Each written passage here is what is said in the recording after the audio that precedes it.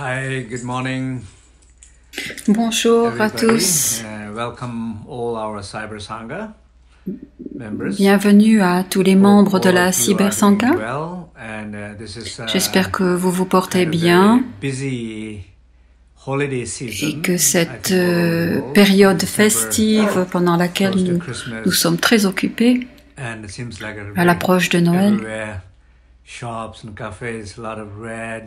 Et il semble que tout le monde, je sais pas, un peu de partout, il y a du rouge, nous sommes tous affairés, les cafés sont remplis, c'est une période très agréable, j'espère que vous en profitez bien avec votre famille, avec vos amis. C'est un moment magnifique pour se reconnecter aux autres, j'espère que vous le faites. Aujourd'hui, le sujet, le thème, c'est se reconnecter à la nature et plus particulièrement à l'essence des éléments de la nature. Les deux derniers enseignements étaient aussi en lien avec ce thème et j'espère que tous vous arrivez à établir une relation plus proche avec la nature autour de vous. C'est pas juste, il ne s'agit pas juste de se promener dans la nature, mais vraiment de se connecter à elle. Ça veut dire que chaque élément ayant ses propres énergies, c'est une question de transmission de l'énergie.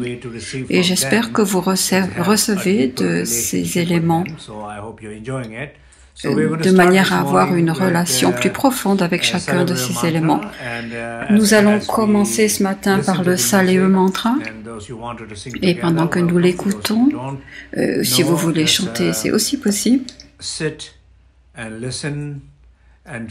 Asseyez-vous, écoutez et ressentez le lien avec la nature tout autour de vous, que ce soit une fleur, une plante à l'intérieur de votre appartement. Là, depuis où je suis assis, je vois les arbres à travers la fenêtre. Ça me permet de les regarder et de me sentir connecté à eux. Donc, connectez-vous à ceux qui se trouvent autour de vous et qui vous rappellent la nature. Essayez de rester calme, immobile, silencieux et ressentez tout le soutien des membres de la Cyber Sangha. Nous méditons tous ensemble, alors ressentez bien cette connexion.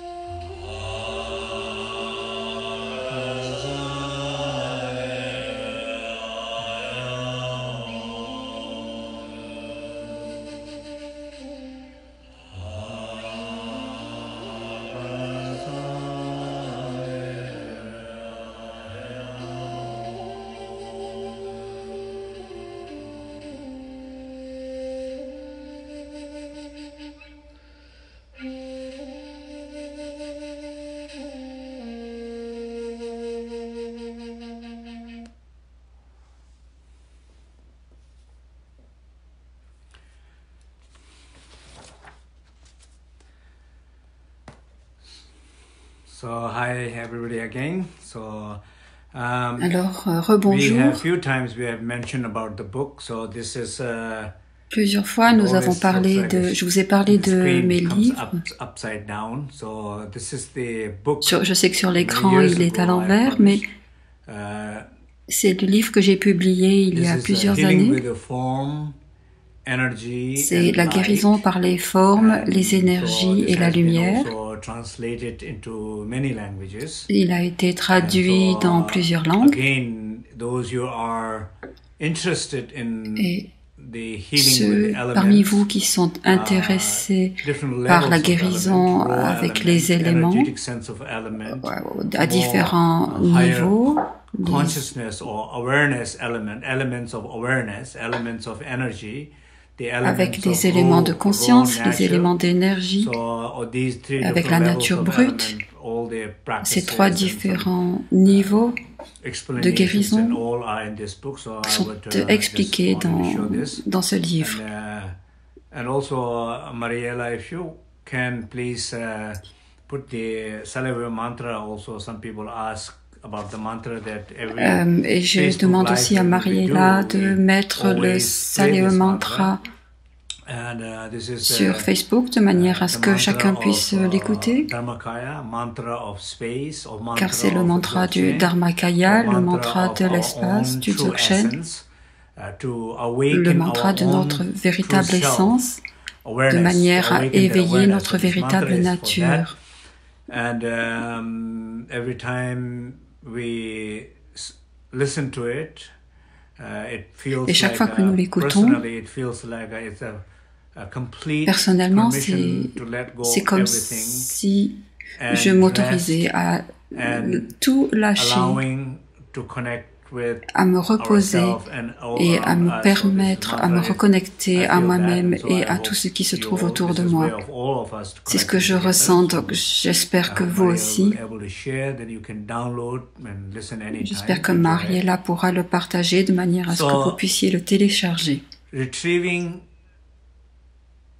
Donc, the elemental essences from nature. se reconnecter à l'essence des éléments de la nature. So first of all, this Tout concept d'abord, of retrieving energy, ce concept de se reconnecter ou de retrouver l'énergie ou l'essence des éléments, retrouver la vitalité, la force de vie,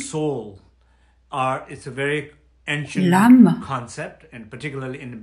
C'est un concept qui est très ancien dans la tradition Bön, que nous appelons Lagos, qui veut dire retrouver l'âme, Tsengo, ou retrouver la force de vie.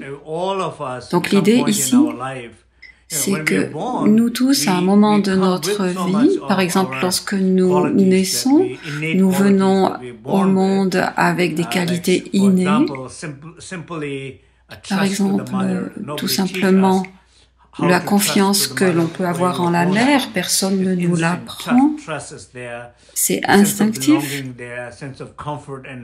Le sentiment aussi d'appartenir est une source de nourriture et nous le comprenons instinctivement. Et quand nous grandissons, après, nous traversons des difficultés d'ordre social, par exemple, et dans le processus, nous perdons ces qualités profondes avec lesquelles nous naissons. Ce sont des qualités qui sont spirituelles, des qualités qui nous permettent de nous sentir bien, et malheureusement nous les perdons, et surtout lorsque nous traversons des problèmes, des difficultés extrêmes. Il y a très longtemps, dans les traditions indigènes, il existait des façons de retrouver cette énergie dans la nature. Et quand on pense à retrouver ces essences de la nature, Bien sûr, il y a des manières différentes dont je parle très bien dans ce livre. Il y a plusieurs façons de s'y prendre.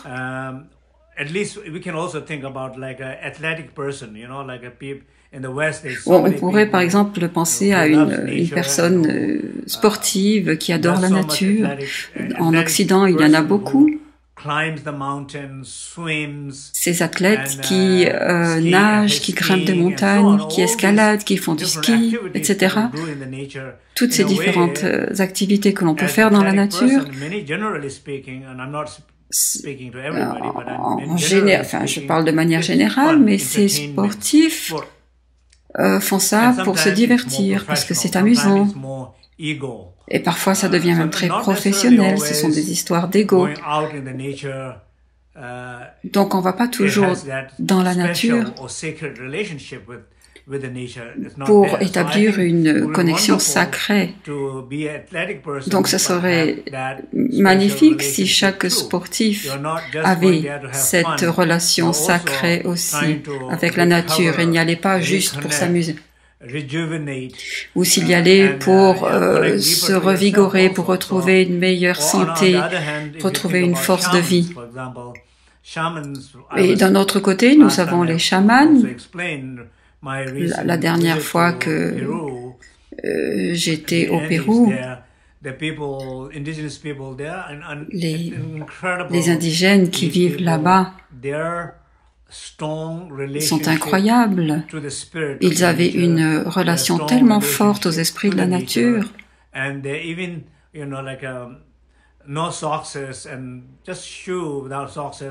Ils ne portaient aucune chaussette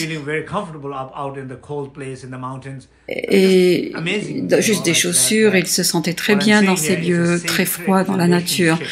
Ce que je veux dire ici, c'est que c'est une relation sacrée qu'ils entretiennent avec la nature. Quand j'étais au Tibet, il y a plusieurs années, j'ai essayé de prendre une photo avec mon trépied. Mon trépied était très lumineux et j'étais dans un endroit où vraiment il n'allait pas très bien, ce trépied. Et une personne de ma famille est venue me voir et m'a dit « Mais ce trépied n'appartient pas vraiment à cette nature-là. Il est beaucoup trop brillant pour ce coin-là. Les esprits ne vont pas l'aimer. » Donc bien sûr, je l'ai enlevé. Mais leur sensibilité aux esprits, à la nature, est teintée de respect. Et ce que je veux dire, c'est que eux sont capables les chamans aussi, de relations sacrées avec la nature.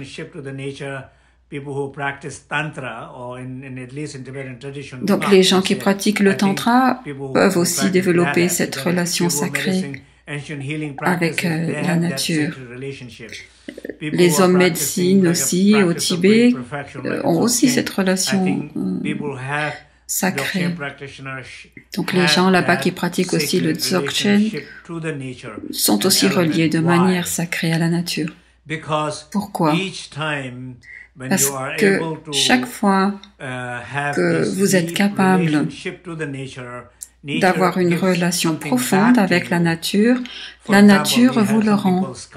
Par exemple, nous avons une pratique qui s'appelle regarder le ciel. Nous allons en haut d'une montagne et une fois que nous sommes en haut, nous sommes exposés là au ciel entier. Le ciel est tout autour de nous. Et quand nous le regardons, quand vraiment nous plongeons notre regard dans le ciel, nous nous connectons à lui, avec l'espace. Et quand on se connecte au ciel et à l'espace, qui se connecte vraiment? C'est aussi découvrir l'espace à l'intérieur de soi.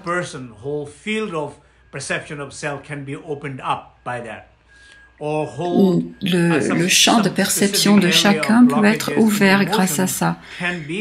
S'il y a des blocages ou des blocages émotionnels à l'intérieur de nous, on peut tout simplement le débloquer en regardant le ciel. Ou, par exemple, un jour où vous vous sentez pas bien, où vous traversez des difficultés, au lieu de vous souvenir de tous les mauvais moments que vous passez, regardez le ciel, sentez son ouverture et voyez comment les blocages à l'intérieur de vous changent.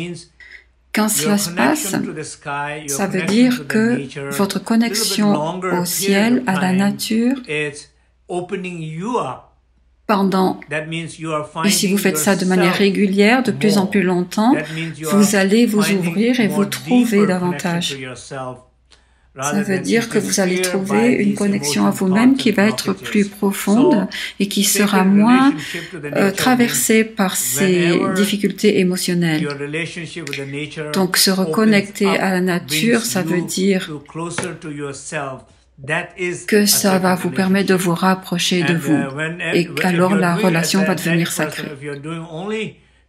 Si vous êtes sportif et que vous faites ça seulement pour réconforter votre ego, si vous escaladez simplement pour ça, sans apporter de respect aux esprits de la nature qui se trouvent là, vous verrez que ça ne vous aidera pas à éveiller votre soi et ça ne vous rapprochera pas de vous-même, mais de votre ego et de tout ce professionnalisme autour de ça. Vous aurez peur de perdre la compétition, par exemple, et ça ne vous rapprochera pas de votre véritable nature. Donc, se reconnecter à l'essence des éléments de la nature, c'est comme avoir une relation juste avec la nature. Le sportif a un certain type de relation, un chaman a un autre type de relation, et dans ce type-là, bon, il y a bien sûr des fois une approche dualiste avec les bons esprits, les mauvais esprits, qui va gagner, qui va perdre. Et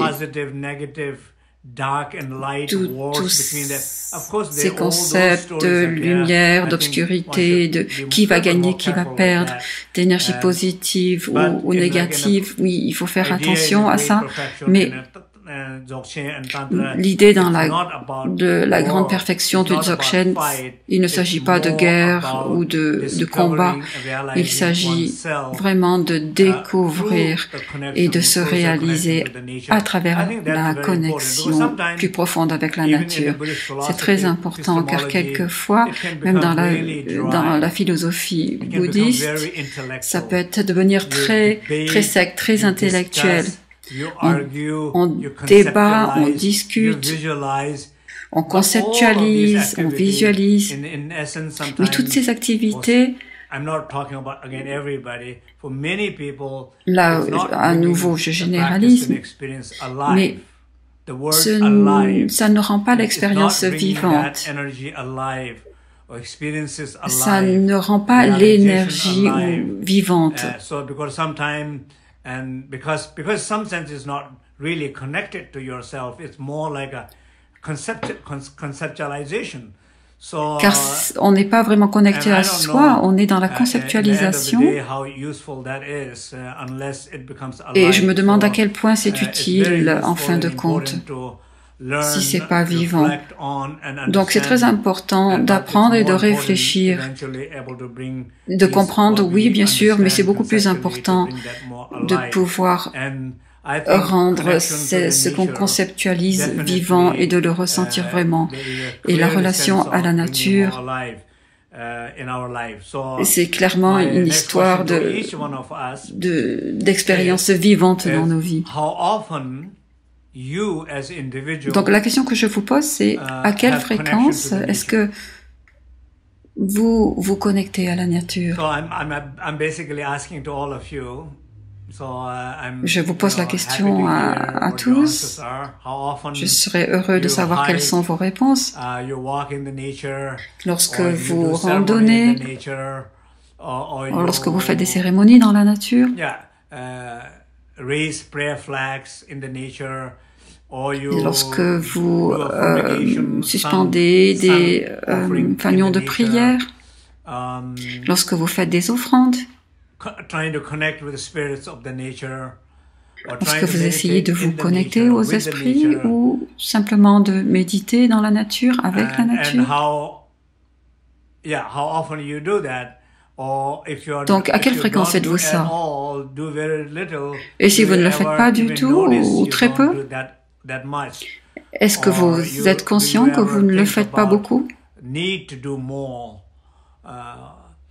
Pensez-vous que vous avez besoin de le faire plus? Une fois, j'étais à Mexico à faire un enseignement des 5 éléments, sur les 5 éléments. Et une personne partageait ses expériences de difficultés émotionnelles avec son frère. Dans chaque histoire, il y a beaucoup d'histoires de famille, des histoires de souffrance, et ça n'en finit plus.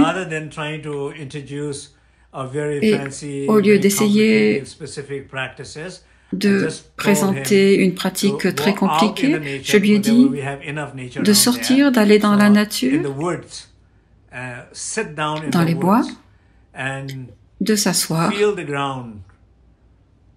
et de ressentir le sol, de regarder les arbres, de ressentir l'air, la chaleur du soleil,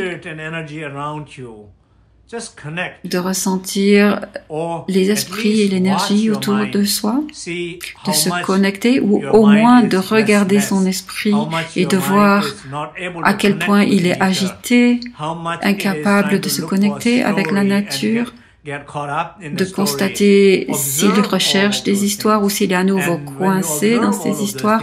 Je lui ai demandé d'observer tout ça et de voir à quel point cela nous rendait fous.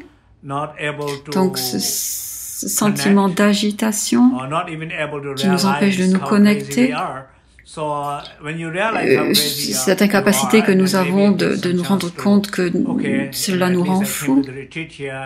Alors au moins si on se rend compte de ça, ça nous aide, parce que nous rendons compte que nous avons besoin là de vraiment faire une pause de toutes ces histoires, avec toutes ces histoires pour pouvoir se reposer.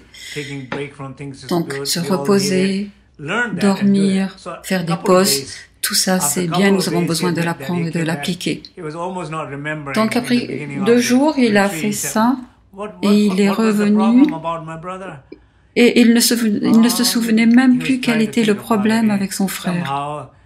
Il essayait de s'en souvenir, mais je pouvais voir que toutes ces histoires avaient disparu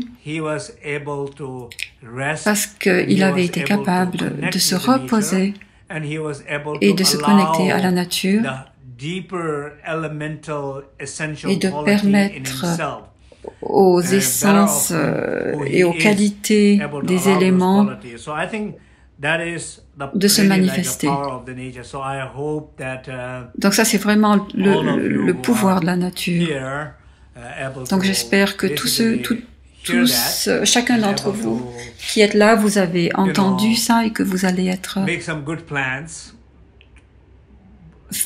faire de bons projets. Le projet de passer plus de temps dans la nature, sans votre téléphone. D'accord?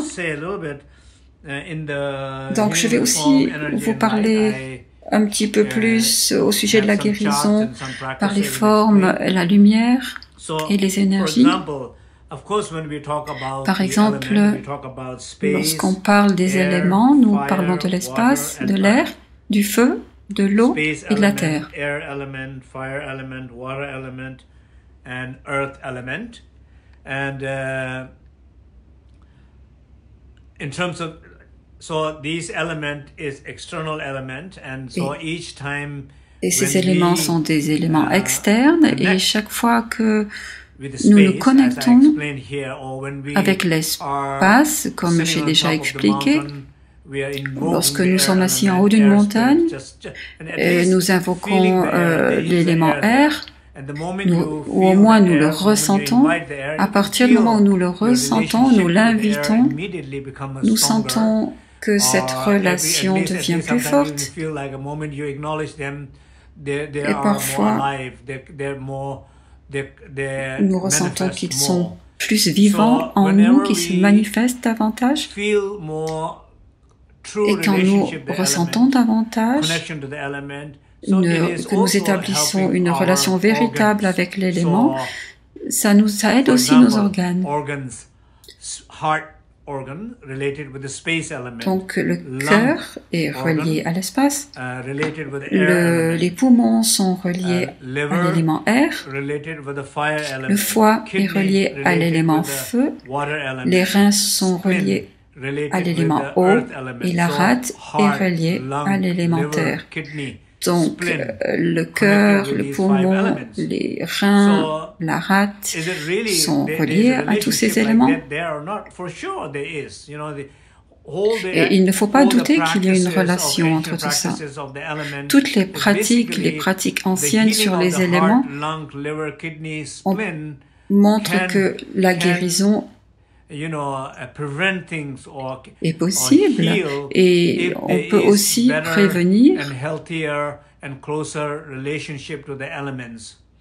On peut prévenir des maladies en établissant une relation plus profonde entre les organes et ces éléments. Quelle que soit la relation, par exemple, lorsqu'on comprend l'essence de ces éléments, mais même pas seulement ça, lorsque les organes sont reliés à ces éléments, ou lorsqu'on parle d'émotions aussi, quelquefois les émotions et les éléments sont différentes selon les traditions, selon les textes. Mais ici, nous disons que la colère est reliée au cœur. Donc, si vous avez une meilleure relation avec l'espace, votre cœur va s'ouvrir davantage. Si votre cœur s'ouvre davantage, vous aurez moins de problèmes de colère. Ou vous serez plus à même d'avoir des expériences de connexion avec une personne ou de ressentir plus d'amour vers cette personne, vous allez pouvoir guérir des blessures de colère. Donc, votre relation avec l'espace, c'est ça. Donc, essayez de penser de cette manière. À quelle fréquence, là aussi, je vous pose une autre question. Lorsque vous êtes exposé à un ciel magnifique dans le désert, à quelle fréquence remarquez-vous ça? Est-ce que vous prenez 5 minutes pour vous asseoir et simplement vous connecter au ciel? Est-ce que vous comprenez que être simplement connecté avec le ciel et ressentir cette ouverture à l'intérieur de soi peut avoir un impact guérisseur sur des maladies du cœur ou sur lorsque vous êtes dans la colère et incapable de vous connecter avec quelqu'un, ressentez-vous que ça peut avoir un impact sur vous?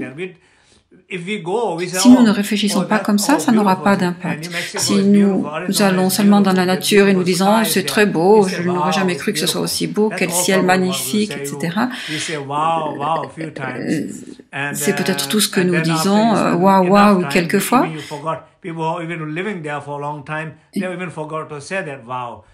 Et des fois, lorsque nous vivons dans ces lieux magnifiques depuis trop longtemps, nous le prenons comme un tu et nous ne pensons plus que ça peut nous guérir. Donc nous perdons cette connexion. Et en ce qui concerne les 5 émotions, donc l'espace et l'amour et la colère, c'est facile à comprendre. L'air et les poumons, ça c'est relié à la fierté. Donc ce sens de je, de moi, c'est aussi très important. La dernière fois que j'ai lu de la poésie, dans les 2 des poèmes que j'ai écrits, je partageais qui suis-je. Je suis personne. Donc bien sûr, nous pensons tous que nous sommes quelqu'un. C'est difficile de sentir qu'on est personne. Mais lorsque on sent qu'on est quelqu'un et que ce sentiment est trop fort et que ce sentiment devient la source d'affliction ou de conflit, de douleur, que nous sommes séparés aux autres religions, aux autres opinions, aux autres races.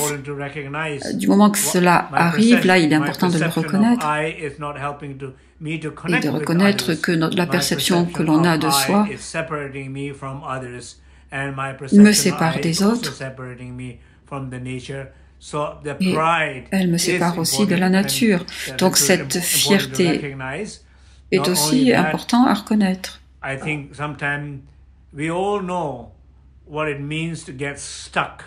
Nous savons tous ce que c'est que de se retrouver coincé.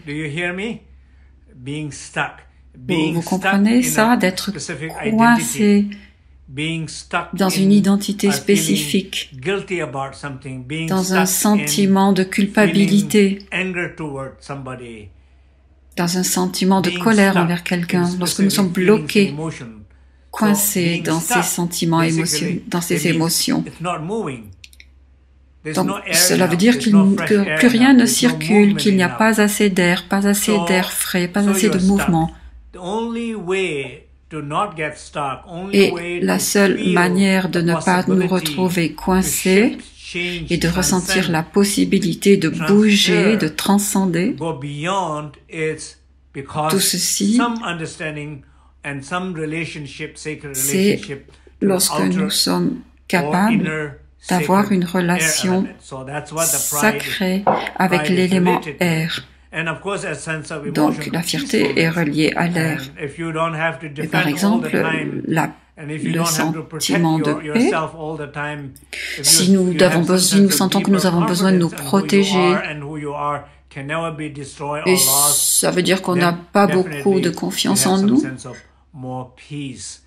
et alors à ce moment-là, nous manquons de paix. Mais si vous savez que vous êtes personne, à ce moment-là, vous avez la paix automatique parce que vous savez que vous ne pouvez pas perdre qui vous êtes. Donc, se chercher soi-même, c'est aussi beaucoup d'efforts. Quant au feu, lui, il est relié au désir, à l'attachement.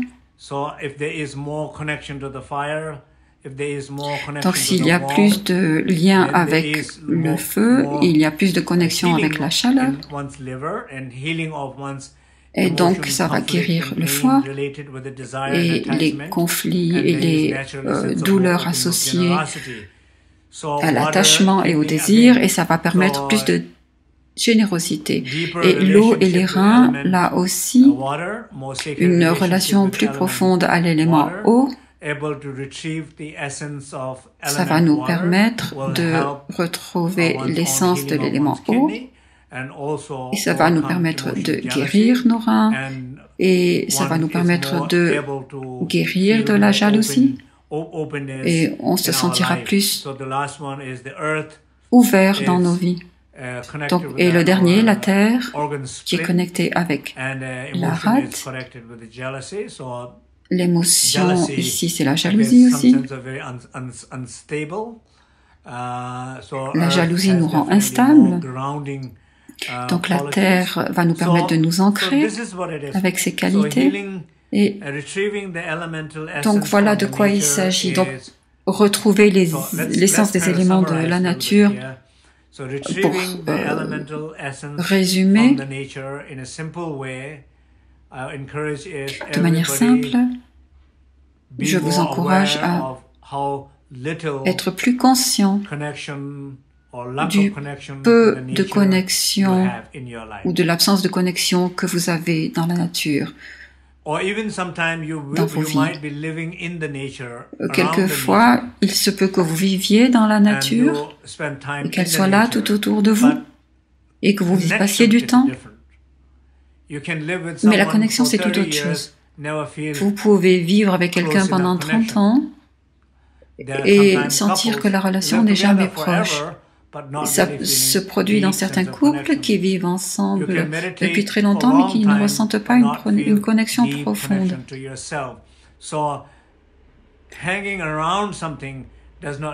Donc, être là dans la nature ne veut pas forcément dire connecter avec elle.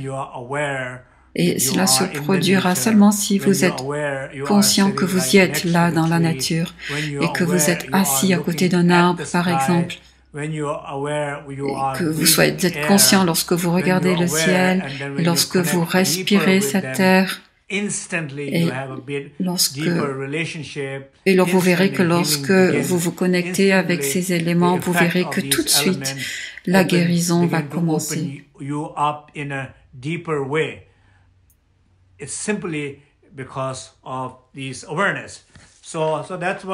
C'est simplement une histoire de conscience.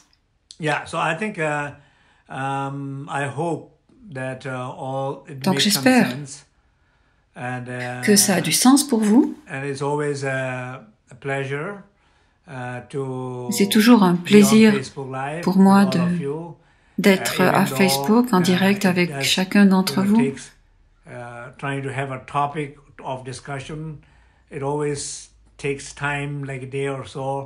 Même si ça prend du temps, un jour ou deux, pour préparer, c'est comme enseigner à une classe à l'université.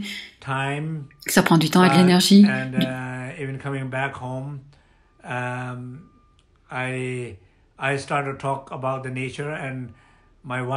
Et quand je suis rentrée à la maison, j'ai commencé à parler de la nature et ma femme est sortie pour aller se promener dans la nature. Mais c'est surtout parce que je voulais une maison calme. Alors oui, tout ça pour vous dire que ça prend beaucoup d'énergie, mais que je suis très heureux de faire ça.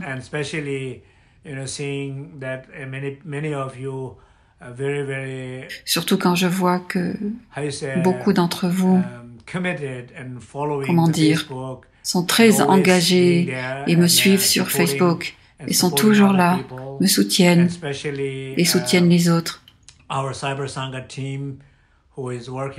Et surtout notre équipe de la Cyber Sangha qui travaille très dur, qui passe des heures à préparer et à aider de manière à ce que ces Cyber Sangha puissent avoir lieu.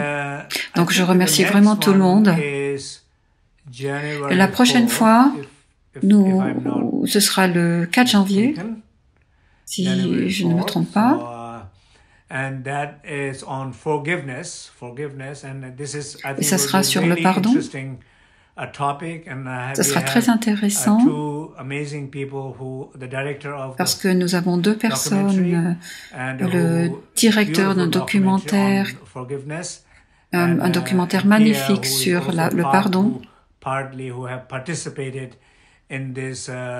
Et il y aura aussi cette personne qui a participé dans le documentaire. Elle a perdu son mari et sa fille unique dans une attaque en Inde. Et comment est-ce qu'elle est parvenue à guérir ses blessures et à aider d'autres personnes en enseignant le pardon. C'est vraiment une personne extraordinaire et si elle peut pardonner quelqu'un qui lui a pris son mari et sa fille unique, et si elle peut transcender cette douleur et ressentir de l'amour et soutenir. Enfin, personnellement, je trouve cette personne remarquable et l'histoire aussi, et je les ai invités. Ils ont promis qu'ils viendraient, donc je me réjouis vraiment de partager ça avec vous. J'espère que vous pourrez participer. Surtout ceux à qui l'idée de pardon parle. Je pense que ça sera magnifique et qu'on va pouvoir partager nos expériences. Si vous avez des questions, j'ai encore autre chose à dire. Il y aura un autre enseignement avant ça sur des questions-réponses. Donc si vous avez des questions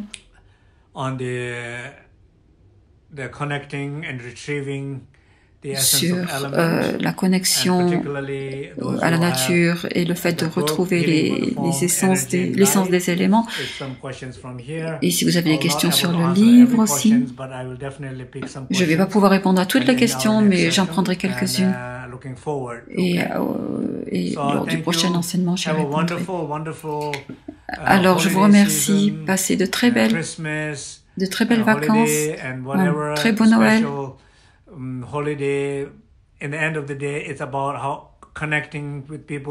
Et n'oubliez pas que les vacances, c'est vraiment pour se reconnecter aux gens qu'on aime et pour pouvoir apprécier d'être avec les amis, la famille.